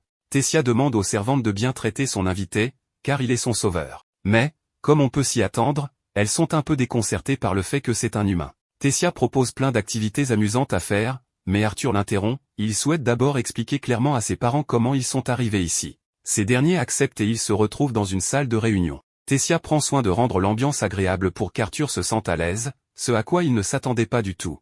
Il se demande même si c'est vraiment normal. C'est alors que le père de Tessia se présente comme il se doit, Alduin Héralite, actuel roi d'Elnoir. À ses côtés se trouve la mère de Tessia, la reine Mérial Héralite. Une fois leur présentation faite, Arthur se présente à son tour. Il explique qu'il vient d'une humble ville du royaume de Sapin. Il reconnaît que son statut ne lui permettrait normalement pas d'avoir une audience avec un roi, encore moins avec le souverain des elfes. C'est pourquoi il est profondément honoré de cette opportunité qui lui est offerte. Alduin admet que, pour quelqu'un issu d'un milieu modeste, Arthur a reçu une éducation impressionnante. De son côté, Arthur pense qu'il valait mieux se montrer sérieux, car s'il se laissait traiter comme un simple enfant, il n'obtiendrait rien. Il raconte alors comment il s'est retrouvé séparé de sa famille à la suite d'une embuscade de bandits, tout en omettant certains détails. Il ne ment pas, mais ne dit pas toute la vérité non plus. Quand il en vient à parler de sa rencontre avec Tessia, l'atmosphère change du tout au tout. Alduin s'indigne immédiatement en entendant parler d'humains esclavagistes. Mais Arthur, toujours respectueux, lui répond que les trafiquants d'esclaves partagent un métier, pas une race. Avant qu'Alduin ne réplique, Virion intervient pour lui demander comment un enfant comme lui aurait pu sauver Tessia. Il suppose qu'il a dû négocier avec les ravisseurs ou les supplier de la libérer. Arthur clarifie que ce n'était ni l'un ni l'autre. Il leur révèle qu'en dépit de son apparence, il est aussi un mage. Alduin doute qu'un simple enfant puisse vaincre des esclavagistes avec ses sorts, mais Arthur assure que c'est le cas. Tessia vient appuyer ses propos, affirmant que c'est bien vrai. Un des gardes critique néanmoins cette histoire, persuadé qu'il a manipulé la princesse pour s'infiltrer dans le royaume. Il reçoit l'ordre de se taire, tandis que Tessia confirme une nouvelle fois, des hommes mal intentionnés l'ont enlevée et elle les a entendus dire qu'ils comptaient la vendre. Sa mère s'approche alors pour la prendre dans ses bras. En voyant cela, Alduin commence à croire l'histoire d'Arthur. Ce dernier le remercie et lui dit qu'il aimerait faire une demande. Étant lui-même tombé sur ses terres après une attaque, tout ce qu'il souhaite maintenant, c'est retourner à Sapin et retrouver sa famille. Alduin n'est pas très enthousiaste à l'idée de lui accorder cela comme récompense pour avoir sauvé sa fille. Après avoir vu de ses propres yeux l'hostilité des elfes envers les humains, il trouve déplacé qu'un humain ose réclamer de la gratitude. Mais Arthur lui explique que c'est justement à cause de cette haine, si les elfes sont si convaincus que les humains sont des sauvages, alors ils ne devraient pas eux-mêmes commettre d'actes barbares envers lui. Alduin reconnaît le raisonnement, mais lui rappelle que la haine entre elfes et humains ne disparaîtra pas de sitôt, et reste donc opposé à son départ. C'est là que Tessia s'approche pour le fusiller du regard. Ce qui place son père sous une certaine pression, venant de sa fille si déterminée. Il informe alors Arthur que le portail vers le royaume de Sapin ne peut s'ouvrir que lors du Conseil des Trois Races, qui a lieu tous les 7 ans, et le prochain n'aura lieu que dans 5 ans. Cette révélation anéantit le moral d'Arthur, qui juge que c'est bien trop long. Alduin ajoute qu'ils ne peuvent pas se permettre de garder un humain avec eux aussi longtemps, alors il enverra des soldats pour le raccompagner chez lui. Arthur le remercie, soulagé à l'idée de bientôt rentrer. Mais soudain, cette violente douleur dans sa poitrine revient. Alduin, comme si de rien n'était, lui annonce que l'escorte sera prête demain matin. Arthur, malgré la souffrance, fait de son mieux pour ne rien laisser paraître. Plus tard, il se rend dans sa chambre pour prendre un bain. Il s'interroge sur ce qu'il ressent, sur cet état qui empire chaque jour. Il souhaite que Sylvia soit là pour l'aider à comprendre ce mal qui le ronge.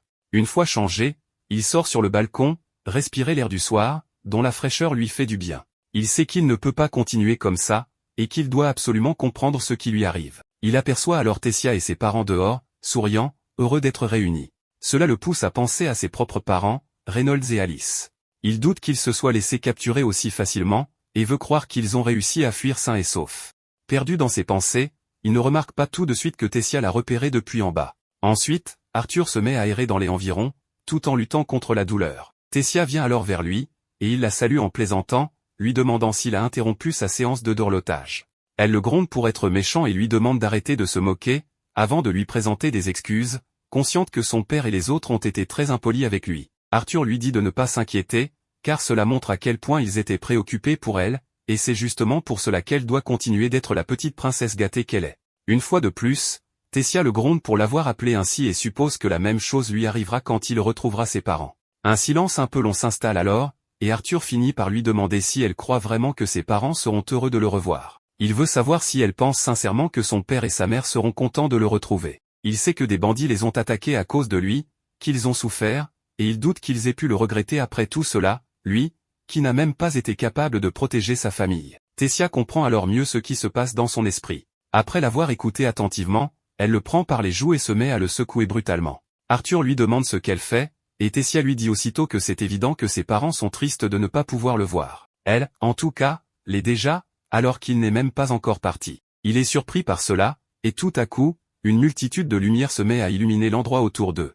Quand Arthur fixe le paysage, il voit l'image de ses parents qui l'appellent avec un sourire, et il s'interroge sur les épreuves qu'ils doivent traverser en ce moment. Changeant de sujet, Tessia lui parle des fleurs au sol, appelées pollucioles. Mais Arthur se souvient à nouveau du moment où elle était restée paralysée lorsqu'il l'avait arrêtée. Il ne comprend toujours pas pourquoi, mais en y repensant, il sent que l'obscurité en lui continue de l'engloutir, tout comme chaque combat de sa vie passée. Il se critique pour avoir été aussi naïf. Il lui demande pardon sans donner d'explication, mais lui fait savoir qu'il aime aussi ses lumières. Tous deux profitent alors de ce moment paisible. Soudain, un projectile est tiré dans leur direction, mais Arthur l'attrape à la main grâce à sa rapidité, puis utilise sa magie pour accélérer et attaquer l'ennemi. C'est alors que Virion le salue, après avoir bloqué son coup. En voyant que c'est lui, Arthur lui demande comment il a pu faire ça, car il aurait pu tuer sa propre petite fille. Virion se moque du fait qu'il ait pu croire qu'un simple tir comme ça aurait pu tuer quelqu'un.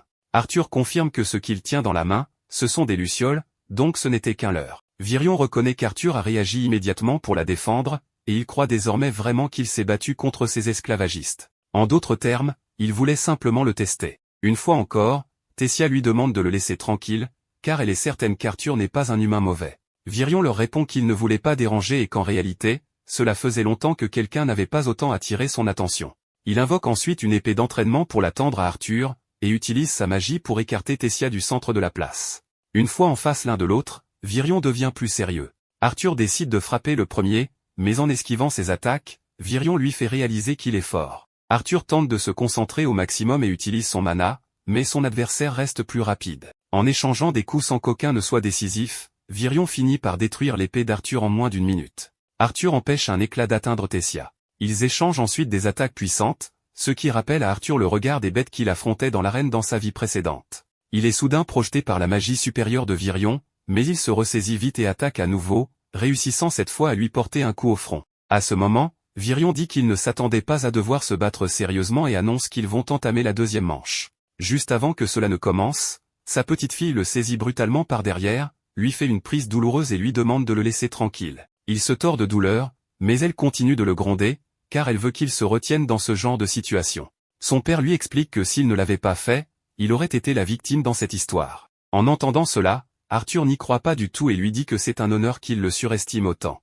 Mais il lui fait savoir que s'il le pense vraiment, alors il fera de lui son apprenti. Il veut donc savoir s'il accepte cette invitation.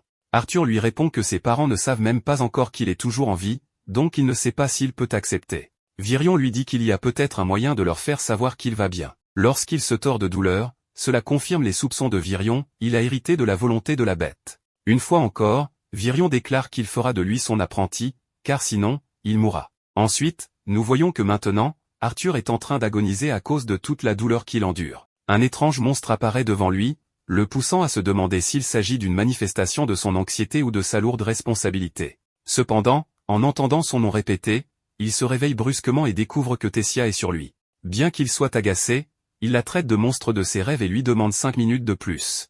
Tessia, en colère, lui ordonne de se lever car son grand-père l'attend. En se levant, elle lui demande si c'est vrai qu'il restera avec eux. Arthur lui répond qu'il ne le sait pas encore, car il veut d'abord s'assurer de pouvoir communiquer avec ses parents. Lorsqu'il l'appelle princesse, Tessia se fâche, lui rappelant qu'il doit l'appeler Tess au lieu de princesse. Pendant ce temps, ailleurs, Alduin insiste auprès de son père pour qu'il n'autorise pas Arthur à rester dans le royaume, arguant que cela va à l'encontre de la tradition de permettre à un humain de rester. Cependant, Virion lui explique qu'il veut qu'Arthur reste parce qu'il s'est attaché à lui, et c'est la seule raison. Tessia informe son père qu'Arthur l'a sauvé, mais son père lui ordonne de se taire. Virion, cependant, déclare que cela suffit et emmène les enfants avec lui. En chemin, Arthur demande combien de temps il faudra pour arriver chez cet ami mystérieux. Tess finit par s'endormir et Virion explique à Arthur qu'elle s'est levée très tôt, car elle est très curieuse de savoir ce que l'avenir lui réserve. Elle lui révèle qu'en tant qu'unique héritière du trône, elle a grandi dans un environnement solitaire, trahi à maintes reprises par des gens, des enfants aux adultes. Pour cette raison, elle reste distante des autres, mais elle remarque qu'à ses côtés, elle sourit beaucoup et lui est reconnaissante pour cela. Arthur observe Virion et pense qu'il est capable de remercier même un enfant quand c'est nécessaire, ce qui le convainc qu'il peut lui faire confiance. Quelques heures plus tard, ils arrivent enfin à destination. Arthur se demande qui peut bien être cette mystérieuse personne, amie de Virion. Soudain, ce dernier se met à frapper à la porte en criant à sa mystérieuse amie, qu'il traite de vieille sorcière. Furieuse, elle ouvre la porte et la lui claque au visage. Elle se présente comme Rhygna d'Arcassan, une mage très spéciale. Arthur se présente à elle, et elle les invite à entrer. Une fois à l'intérieur, il se demande comment elle est censée l'aider. Il explique à Rhygna que son grand-père lui a parlé d'une amie très spéciale. En l'entendant, Rhygna reproche à Virion d'être trop indulgent avec ce garçon et explique à Arthur qu'elle est ce qu'on appelle une voyante. Elle sent qu'il est très particulier, car même elle ne peut pas voir certaines parties de lui. Allant droit au but, elle lui demande s'il veut communiquer avec ses parents pour leur dire qu'il va bien. Lorsqu'Arthur le confirme, elle lui demande de regarder un seau d'eau en se concentrant et en pensant à ses parents. Pendant qu'Arthur s'exécute, elle utilise sa magie, lui demandant de les visualiser le plus précisément possible. Une fois qu'il les verra, il pourra leur parler. Alors qu'Arthur se concentre sur ses parents et sur chaque détail les concernant, nous voyons ces derniers sur le point de déjeuner, tristes, car c'est l'anniversaire de leur fils. Ils ne peuvent penser qu'à cet horrible incident. Reynolds se sent coupable, car il avait demandé à son fils de protéger sa mère, et s'il ne l'avait pas fait, Arthur serait probablement encore avec eux. Ils pensent en effet que leur fils est mort dans cette chute. Une fois arrivés en ville, ils ont été accueillis par un ami de Reynolds, chez qui ce dernier a commencé à travailler. Alors qu'ils pleurent la perte de leur fils, Arthur leur parle soudainement, les laissant stupéfaits. Il leur explique qu'il va bien, qu'il est toujours en vie et qu'il se trouve dans le royaume des elfes, et le noir. S'il peut leur parler maintenant, c'est grâce à une mage spéciale. Il s'excuse, car bien qu'il aimerait rentrer bientôt, il ne peut pas, car quelque chose ne va pas avec son corps et il doit le réparer. Il leur demande de ne pas s'inquiéter, car il reviendra une fois guéri. Ses parents, emplis d'un espoir renouvelé, sont soulagés de savoir que leur fils est en vie. Arthur leur demande de ne pas se blâmer, puis leur explique qu'il ne sait pas s'il pourra les contacter à nouveau, mais qu'ils ne doivent pas s'inquiéter. Il leur dit qu'il les aime. En perdant la connexion, il se sent soulagé de savoir que ses parents vont bien et décide de ne plus les faire souffrir. Il demande à Virion de faire de lui son disciple. Plus tard, Tess explique à son père qu'Arthur l'a sauvé 2 fois, et s'il le chasse maintenant, on pensera que les elfes sont ingrats. Après réflexion, Ardoin finit par accepter. Virion informe son fils qu'il entraînera lui-même Arthur et lui demande de faire en sorte que tout le pays soit au courant.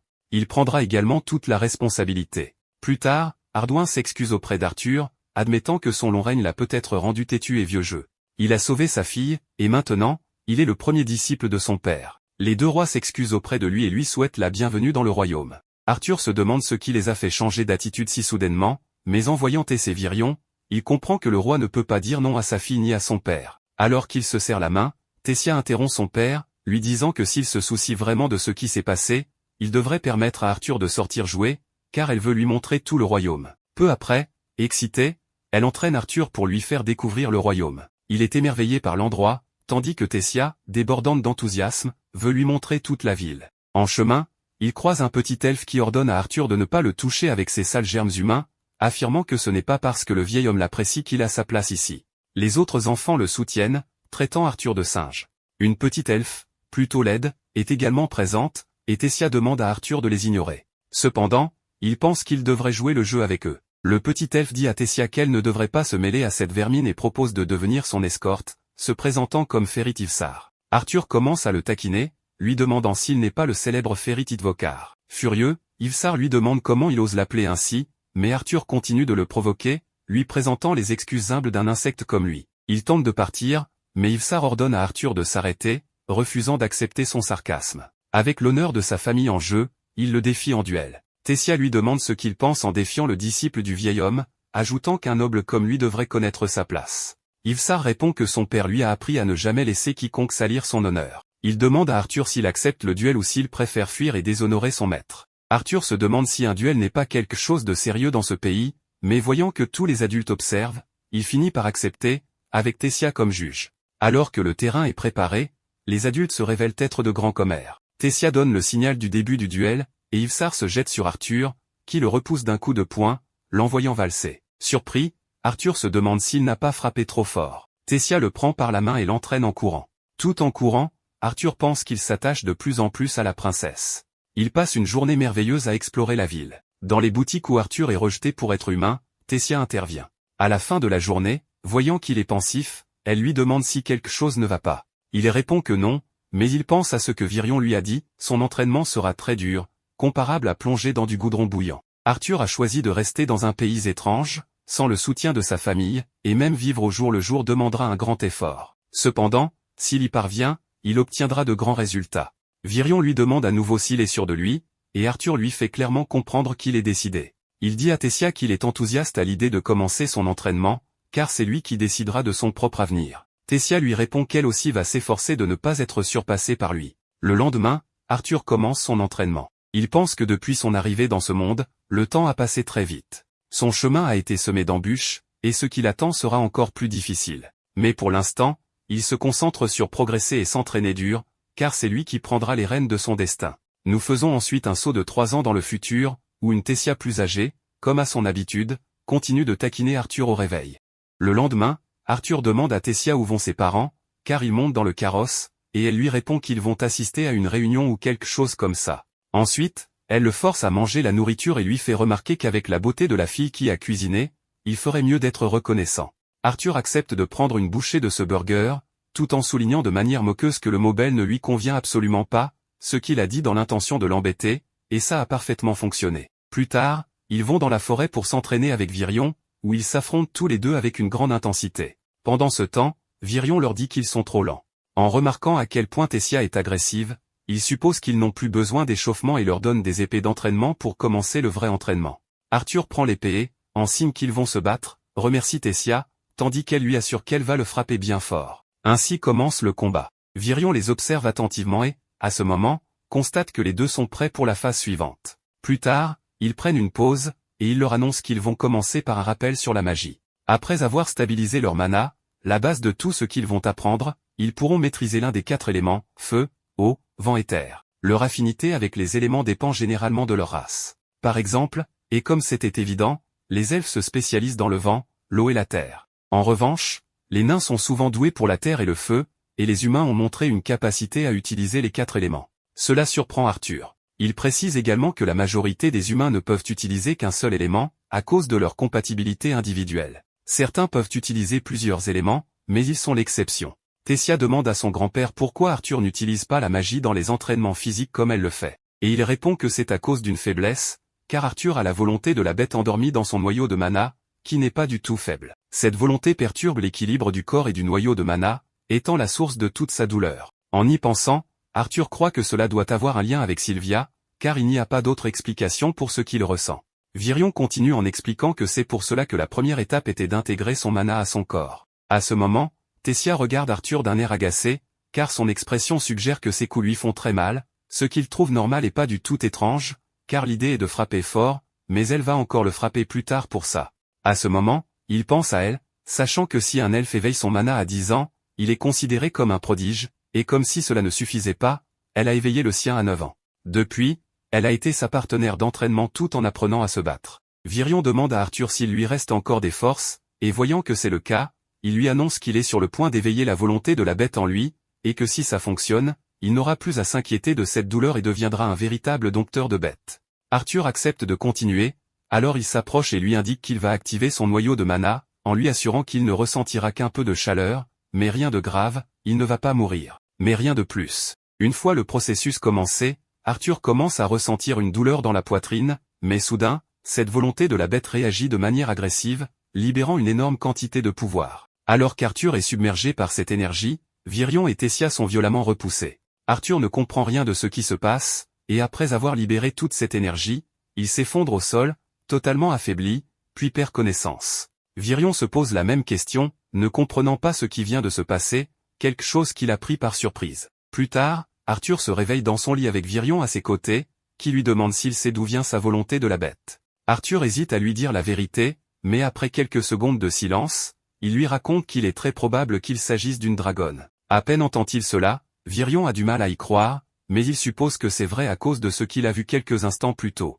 Ensuite, il lui demande de ne le dire à personne, car la volonté d'un dragon est destinée à attirer des conflits indésirables. Arthur accepte et le remercie, appréciant qu'il s'inquiète pour lui. En changeant de sujet, Virion l'informe que son départ est prévu dans 4 mois, ce qu'Arthur n'attendait pas, car il pensait qu'il lui restait 2 ans. Virion lui explique que les 3 royaumes organisent un échange culturel pour les jeunes des 3 royaumes. Pendant l'échange, l'entrée de la ville est ouverte. En voyant son expression, il lui demande s'il y a quelque chose, car il va enfin revoir sa famille. Arthur lui donne raison, mais bien que ce soit une bonne chose, il n'est toujours pas entièrement heureux de devoir partir d'ici. Virion lui demande de prendre du repos et lui fait savoir que Tessia est déjà au courant, et on peut voir qu'elle n'est pas non plus heureuse. Quand Arthur est dans son lit, il voit soudain l'objet que Sylvia lui a donné commencer à briller, et dès qu'il commence à luire, il confirme ses soupçons qu'il s'agissait d'un véritable œuf. Quelques secondes plus tard, ce qui sort de la coquille est un animal, et Arthur suppose qu'il s'agit d'un dragon. En le prenant dans ses mains, ils échangent des regards, et il trouve qu'il est très mignon, mais soudain, le dragon le mord violemment au bras. Une fois qu'il s'en dégage, Arthur remarque qu'il a une marque magique à l'endroit où il a été mordu, comprenant que c'était l'œuvre du dragon lui-même. Celui-ci confirme que oui, car, comme Arthur peut le remarquer, il peut communiquer avec lui dans sa tête.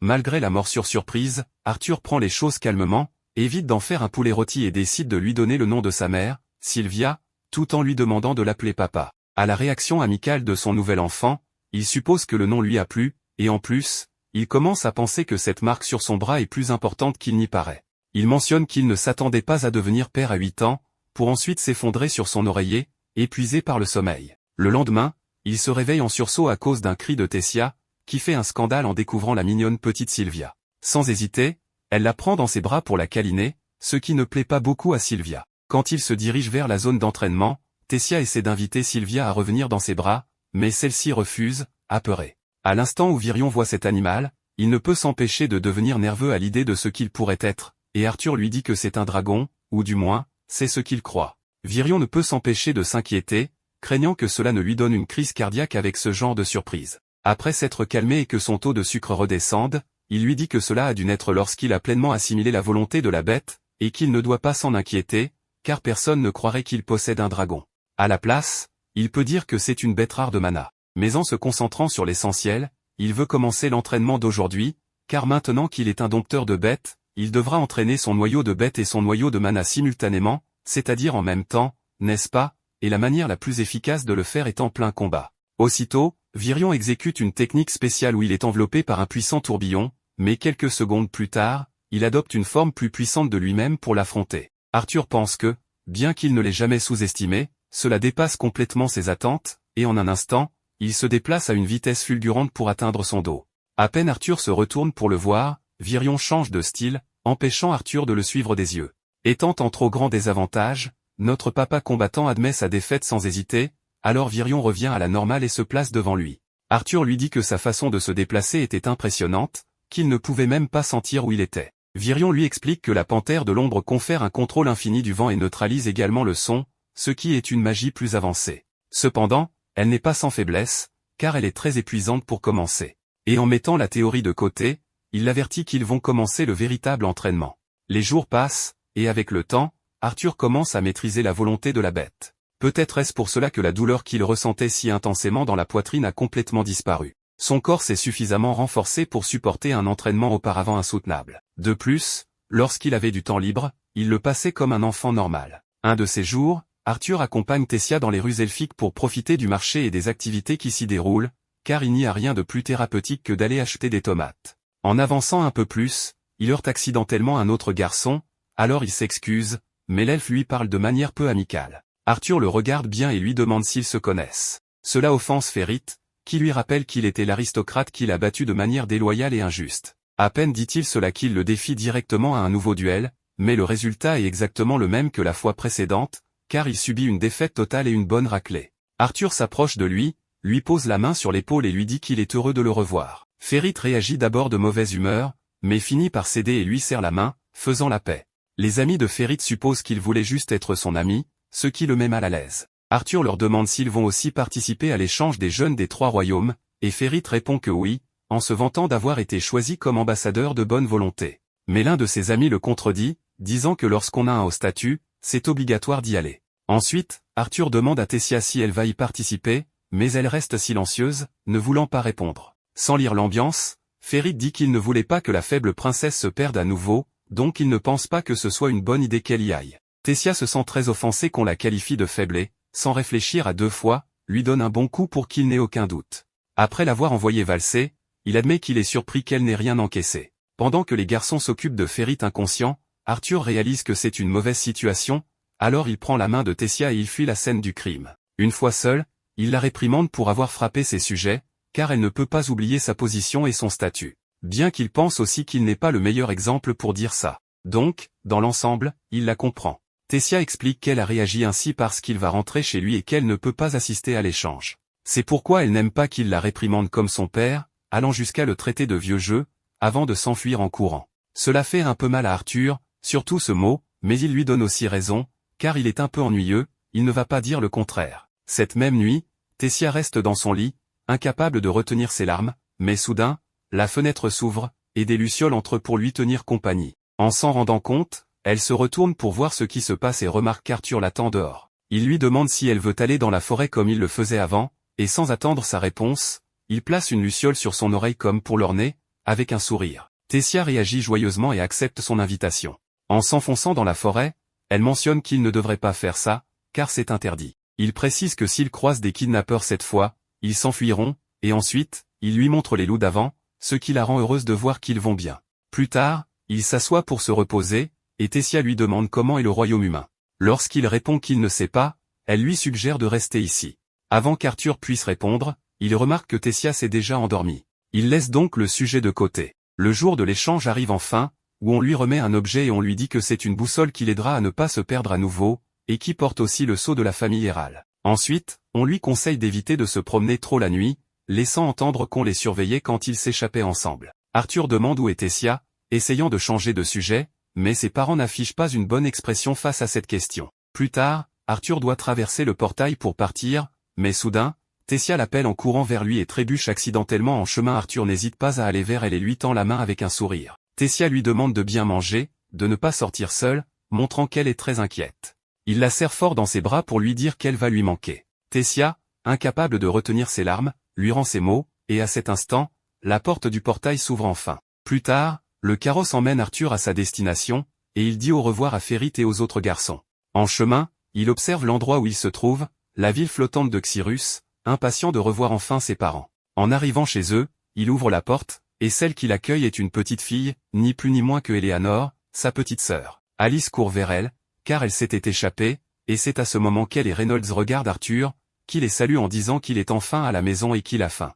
Arthur est accueilli par un grand câlin rempli de bonheur. Eleanor dit à Alice de ne pas pleurer, tandis qu'Arthur, en observant la petite, suppose qu'il s'agit de la fille qu'elle portait dans son ventre, c'est-à-dire sa petite sœur. Il s'approche donc pour se présenter. Alice explique à sa fille que c'est son grand frère, ce que la petite a encore du mal à assimiler, car maintenant elle devra partager tout en deux. Une fois installé dans le salon, Arthur confirme à ses parents qu'il va bien et qu'il est guéri de sa maladie. Face aux nombreuses questions d'Alice, inquiète à juste titre, Reynolds lui demande de ralentir pour lui laisser un peu d'espace. Ensuite, Alice appelle Eleanor pour qu'elle regarde son frère et lui rappelle qu'il lui parlait souvent de lui avant de dormir. Arthur la salue, heureux de la voir, tandis que Sylvie, confiante, lui saute dessus, ce qui rend sa petite sœur très joyeuse.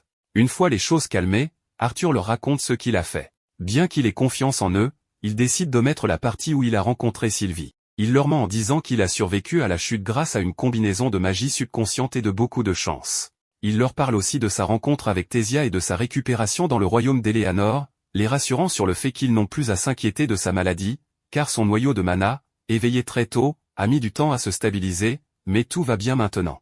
Il pense qu'il n'aime pas mentir à ses parents, mais qu'il est trop risqué de leur dire toute la vérité avant d'être plus fort. Concernant son animal de compagnie, il explique qu'il a trouvé un nid de bêtes de mana lors de ses voyages, où la mère de Sylvie était mourante. Malheureusement, il n'a pas pu la sauver, alors il a décidé de s'occuper de la petite, qu'il a nommée Sylvie, un nom qu'il n'avait pas encore mentionné. Ses parents sont simplement heureux qu'il aille bien.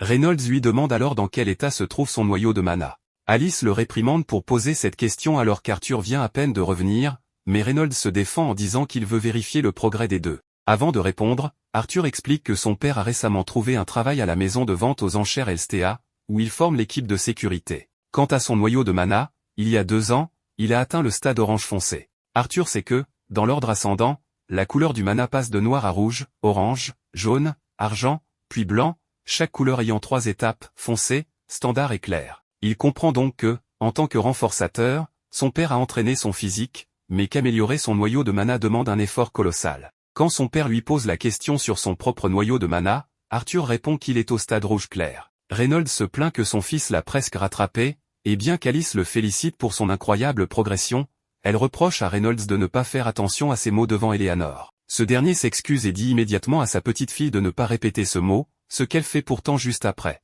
Laissant cela de côté, Reynolds invite Arthur à s'entraîner dans la cour, mais Éléanor continue de répéter ce mot interdit, ce qui les amène à discuter calmement. Soudain, un homme entre brusquement pour demander si c'est vrai que le fils de Reynolds est vivant. Celui-ci en profite pour présenter Arthur à ces personnes, l'homme est Vincent Elstea, qui dirige la maison de vente aux enchères, en d'autres termes, son patron, et à ses côtés se trouve sa femme, Tabitha Elstea. Arthur s'approche pour les rencontrer de manière très respectueuse, ce qui fait douter Vincent sur le fait qu'il soit vraiment leur fils. Ensuite, il lui présente leur fille, Lilia Elstea. Bien qu'elle reste calme, elle s'anime beaucoup plus quand Sylvie la laisse la câliner. Reynolds profite de l'occasion pour dire à Arthur que, comme cette maison appartient aux Elstea, il est content qu'il les ait rencontrés avant de faire une bêtise. Il informe également Vincent qu'ils vont s'entraîner ensemble dans la cour arrière. Une fois dehors, Vincent demande sérieusement si Arthur est vraiment au stade rouge clair. Alice explique que, bien que cela les surprise, elle sait que son fils apprend vite et n'a pas besoin de mentir. Vincent mentionne qu'Arthur a éveillé son noyau de mana à 8 ans et qu'il a déjà progressé de 3 étapes. Même les prodiges de 11 à 12 ans qui entrent à la prestigieuse académie de Xyrus atteignent à peine le rouge foncé. En les écoutant, Arthur décide qu'il vaut mieux ne pas leur dire qu'il n'a atteint le rouge clair que parce qu'il ne s'est pas beaucoup entraîné tout en assimilant la volonté de Sylvia. Le combat avec son père commence, et ce dernier observe peu à peu ses capacités. Après avoir reçu quelques attaques, il lui dit que ce n'est pas suffisant et qu'il doit y mettre plus d'efforts. Arthur améliore alors ses techniques de frappe et de coups de pied. À la fin, il demande à Reynolds ce qu'il en pense. Reynolds répond que ce n'était pas mal du tout et admet qu'il ne peut pas se relâcher s'il doit se battre contre lui. Il annonce qu'il va maintenant combattre sérieusement et lui conseille de prendre cela comme un avertissement.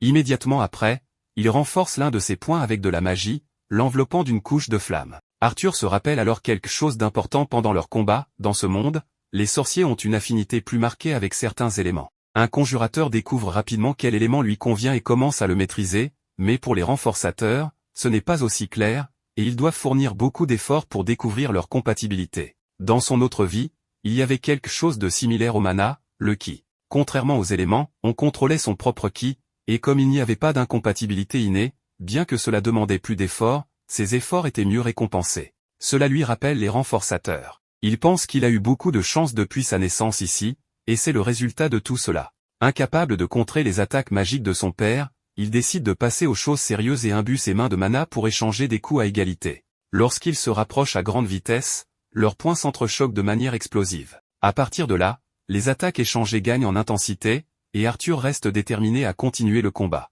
Ses souvenirs du ki de son autre vie ont rendu son entraînement avec Virion beaucoup plus fructueux. Des flashbacks montrent son entraînement avec Virion, qui lui avait dit qu'il avait beaucoup progressé avec l'élément du feu et qu'il était temps de passer à l'étape suivante. Arthur met maintenant à l'épreuve les connaissances acquises lors de cet entraînement, ce qui lui permet d'utiliser une magie de feu avancée, ce que Reynolds reconnaît immédiatement, surpris. Arthur lui dit qu'il est encore tôt pour être surpris et, immédiatement après, concentre sa magie sur une source d'eau à proximité pour lancer une attaque directe contre son père. Reynolds bloque cette magie, le visage stupéfait par ce qu'il vient de voir. Quelques secondes plus tard, il s'approche de son fils pour lui dire que c'était incroyable, voulant savoir comment et quand il a appris cela, et ce qu'il peut faire d'autre. Arthur répond que c'était récent et qu'il ne maîtrise pas encore très bien. Vincent pense que c'était de la folie et dit qu'il a besoin d'un verre pour digérer tout cela. En revanche, sa femme considère Arthur comme un génie, et Lilia le regarde également avec surprise. Plus tard, tous se réunissent autour de la table, et Vincent demande à Reynolds s'il réalise à quel point son fils est prometteur. Reynolds répond qu'il le sait depuis son éveil à l'âge de 3 ans. Tabitha demande si c'est vrai, et Alice ajoute qu'il a même fait exploser leur maison. Quand Vincent apprend comment ils ont vraiment perdu leur maison, et que Reynolds, submergé par l'émotion des souvenirs, tombe de sa chaise en se penchant trop en arrière, Vincent propose d'inscrire Arthur à l'Académie Cyrus. Reynolds lui demande s'il est sérieux, car c'est l'académie de magie la plus prestigieuse du continent. Tabitha précise que, même s'il est ivre, son mari ne dit pas de bêtises et que, vu le potentiel d'Arthur, ils aimeraient investir dans son avenir, en prenant en charge les frais de scolarité. Alice n'est pas sûre, car malgré toute l'aide qu'ils leur ont apportée, ils veulent maintenant payer pour ses études, et Arthur n'a que 8 ans, donc ils ne savent pas ce que l'académie en penserait. Vincent ne peut s'empêcher de rire avec assurance et leur dit que grâce à son travail, il a rencontré la directrice de l'académie et peut lui parler directement. Avant qu'il ne continue, Arthur l'interrompt pour demander à donner son opinion, car il s'agit de son avenir. Vincent lui demande ce qui se passe, et Arthur leur rappelle qu'il n'a pas vu sa famille depuis longtemps, tout en remerciant pour leur intérêt. Vincent lui donne raison et admet qu'il s'est laissé emporter par l'enthousiasme. Arthur mentionne ensuite que l'entraînement l'a plus fatigué qu'il ne le pensait et demande la permission de se retirer. On voit que Lilia n'est pas très heureuse de le voir partir. Vincent se demande s'il a mal fait de mentionner cela si soudainement. Arthur marche dans le couloir, l'air abattu à cause de la conversation récente, quand Lilia l'arrête, lui disant que s'il continue dans cette direction, il finira au sous-sol. Elle lui propose de l'accompagner, car elle connaît un bon endroit. Ils arrivent dans la pièce où se trouvent les serviteurs et les employés de la maison, et Lilia leur annonce qu'elle vient avec un invité. La première personne à parler à Arthur est une femme âgée qui le reconnaît immédiatement comme le garçon qui a brûlé le jardin qu'elle entretient avec tant de soin. Il s'excuse sincèrement, mais un autre serviteur lui dit de ne pas prêter attention à ce qu'elle dit, car elle le taquine. Laissant cela de côté, Arthur observe Lilia plus attentivement. Il n'a presque pas parlé avec elle depuis leur rencontre, mais il voit maintenant qu'elle est très animée. Elle demande s'il reste du canard, et la servante d'avant lui demande de faire attention à ce qu'elle mange, car la maîtresse ne veut pas qu'elle grossisse. Lilia lui rappelle leur accord de ne pas parler de son poids et qu'elle est encore une jeune fille en pleine croissance, pas besoin de se retenir. Une autre servante murmure à Arthur que Lilia vient ici quand elle est stressée, car bien que les seigneurs ne soient pas sorciers, ils souhaitent plus que tout que Lilia éveille son mana, et elle aussi le souhaite, ce qui lui met une pression énorme. Le soir venu, Arthur parle à nouveau avec ses parents. Alice lui dit qu'elle a encore du mal à croire qu'il est de retour et le complimente pour avoir grandi et être très beau, mais malgré les changements, il reste le même à l'intérieur, intelligent et gentil. Reynolds est d'accord et ajoute que, bien qu'il ait découvert aujourd'hui qu'il sera un sorcier de premier ordre, ce n'est pas la meilleure nouvelle de la journée. Il décide de le laisser se reposer, mais avant de partir, Alice s'approche pour qu'il lui donne un baiser de bonne nuit, ce qu'Arthur accepte joyeusement. Avant de s'en aller, Reynolds lui dit que ce que Vincent a proposé était pour son bien, mais Arthur lui assure de ne pas s'inquiéter, car il sait que les Elstea n'ont pas de mauvaises intentions.